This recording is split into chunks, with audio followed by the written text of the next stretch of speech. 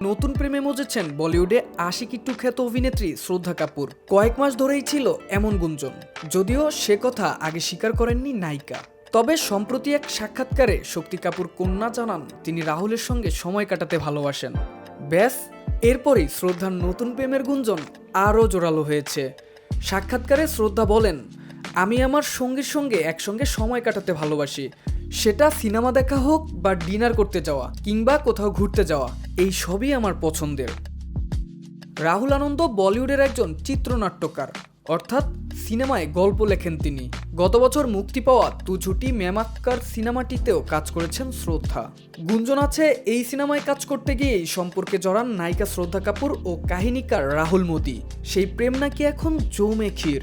যদিও কিছুদিন আগে এই জুটির ব্রেকআপের গুঞ্জনও উঠেছিল জোরে সোরে, কিন্তু প্রেমের মতো সে বিষয় নিয়েও মুখ খোলেননি শ্রদ্ধা বা রাহুল।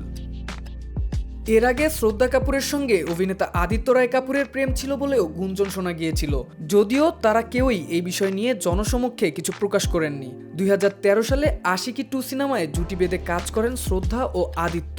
সেখান থেকেই নাকি শুরু হয়েছিল প্রেম। পরবর্তীতে প্রয়াত অভিনেতা সুশান্ত সিং রাজপুত এবং টাইগার শ্রফের সঙ্গেও নাম জড়িয়েছে শক্তি কাপুরের মেয়ে শ্রদ্ধা কাপুরের, কিন্তু সত্যতা মেলেনি। কাজের ক্ষেত্রে শ্রদ্ধা অভিনীত স্ত্রী 2 সিনেমাটি, যেটি রেকর্ড পরিমাণ ব্যবসা করেছে। এই সিনেমায় শ্রদ্ধার বিপরীতে অভিনয় করেছেন রাজকুমার রাও। আরও আছেন অপার শক্তি খুরানা, অভিষেক বন্দ্যোপাধ্যায় এবং পঙ্কজ ত্রিপাঠী।